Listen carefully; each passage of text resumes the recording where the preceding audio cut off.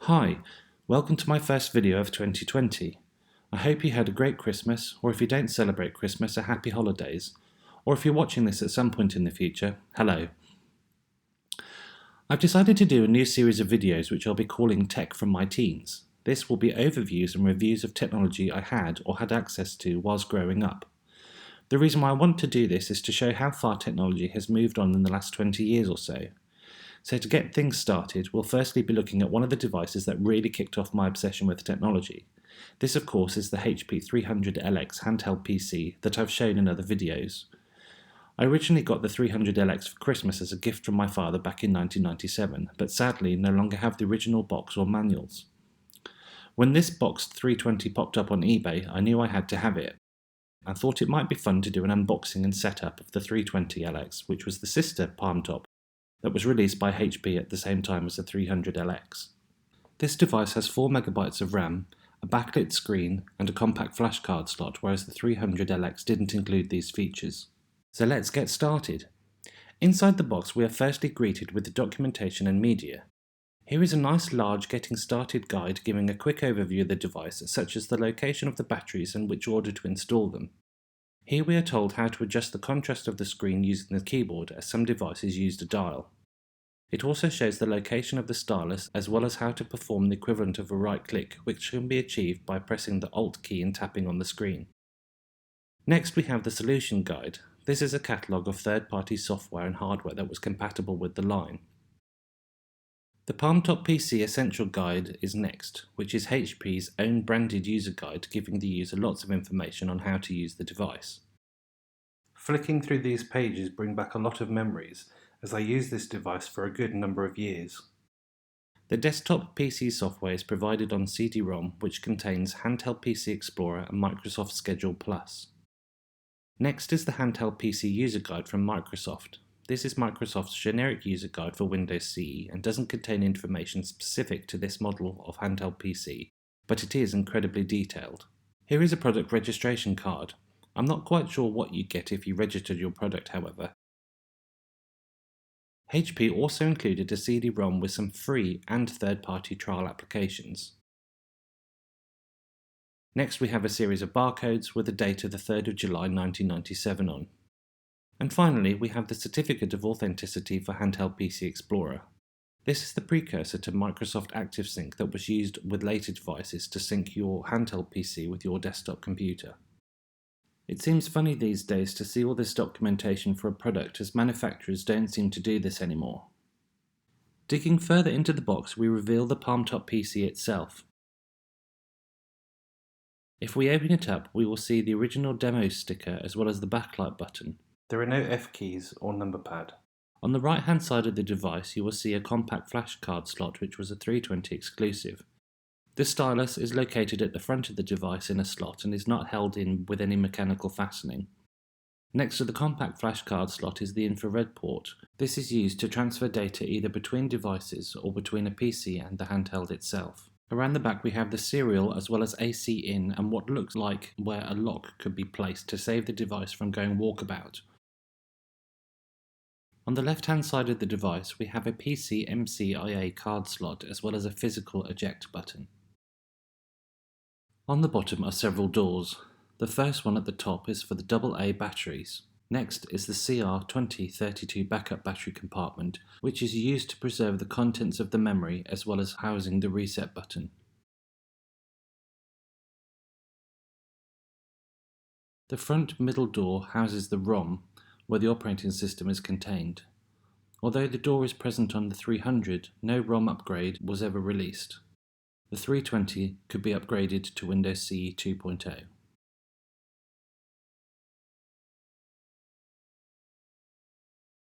The device can be powered for about 20 hours on a pair of AA batteries.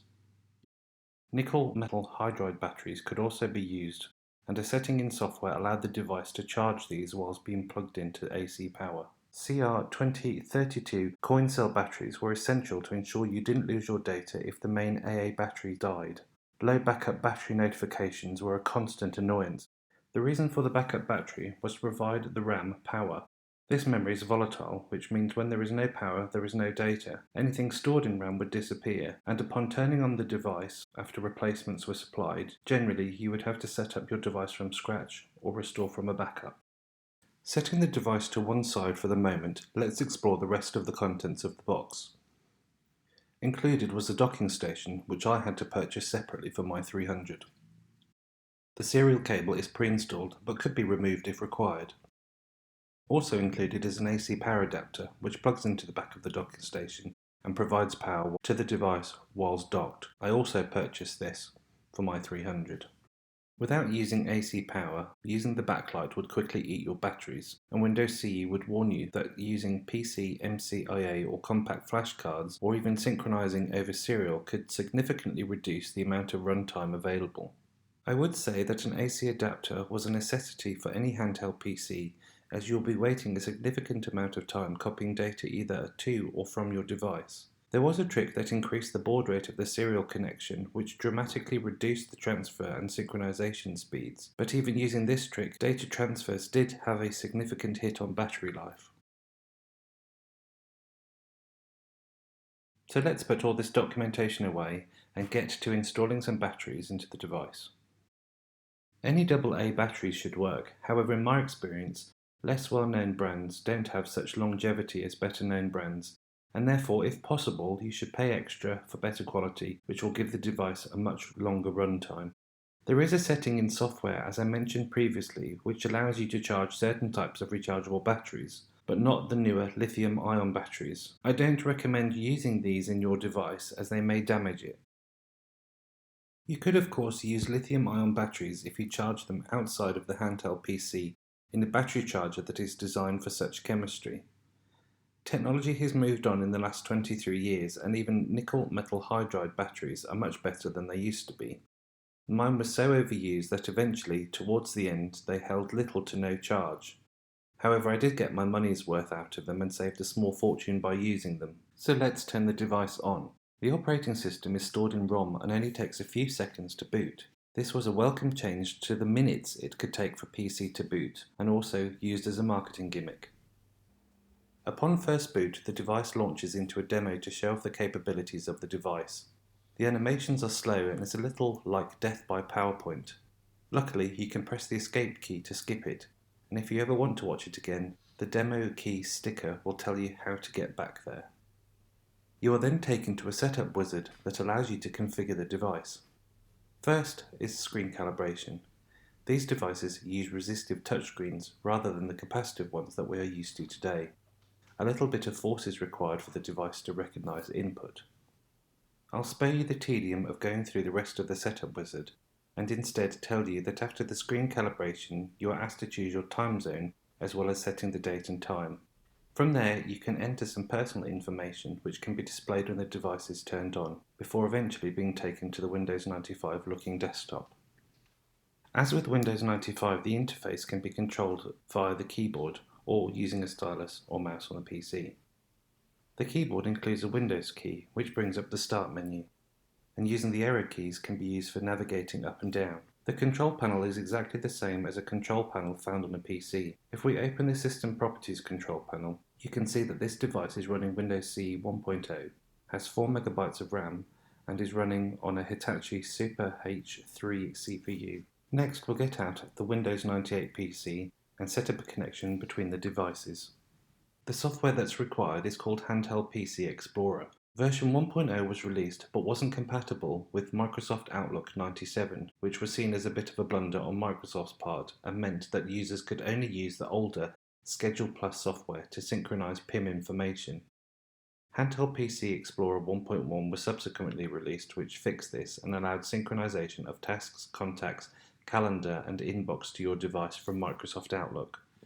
The setup application is small and doesn't take long to install. The main options to choose are Handheld PC Explorer itself, an Outlook plugin which allows Handheld PC Explorer to talk to Outlook, and set up a Pocket Internet Explorer. This is because some devices shipped without Pocket Internet Explorer in ROM. We are then asked what kind of synchronization of PIM information we want, what the name of the program group for the Start menu should be called, before confirming the settings and then installing. This video has not been speeded up. The installation really is this fast on a Pentium 2 266MHz machine. A few additional adapters are installed before running through the setup for Pocket Internet Explorer. We'll let Windows do its thing for a few moments before entering a dialing code and choosing which COM port to use. The motherboard in this PC has 2 COM ports, but in the PC I used to use only had 1. Handheld PCs were a companion device to your PC. As a standalone machine, they couldn't really do much. Some devices had built-in modems which allowed you to dial up an ISP and download your email and browse the web, but these were the days long before wireless data was commonplace. The first two-way pager from RIM was still a couple of years away. I'm going to initiate the connection from the Handheld PC by opening PC Link in the Communications folder. This will talk to the PC and establish a synchronization partnership.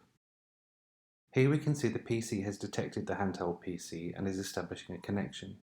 It will then check for a partnership, and if one is not found, will ask you to set one up. As this PC doesn't have any information in Outlook, I'm going to skip doing a synchronization as well as skipping doing backup as there's nothing to currently back up. Once the partnership has been established, Handheld PC Explorer allows you to browse the contents of your device as if it were a folder, albeit at quite a slow speed. I'm going to open up Microsoft Word and create a basic text document, save it and then copy it over to the Handheld PC. From there I can open it and edit the document while I'm on the go. There are no drive letters in Windows CE. The root of the file system is just called \. Under here are folders you may be more familiar with, such as My Documents and Program Files. This is also where storage cards are mounted. In Windows CE1, a storage card is called PC card, whereas in CE2 they are labelled storage card 1, storage card 2, etc. So the Word document has been created and saved as a standard Microsoft .doc file. And using Windows Explorer, I'm simply going to drag over the file to a folder on the Handheld PC. Handheld PC Explorer will convert the file to a Pocket Word document. When copying the document back from the device to your PC, Handheld PC Explorer will convert the document to a compatible document for your PC. Unfortunately, I've run out of cameras, and screen capturing from Windows CE is difficult, so you'll have to trust me that the document did indeed copy over and open successfully. I tried increasing the font size to the largest 22 point size to see if my main camera would pick it up, but I don't think you can read it.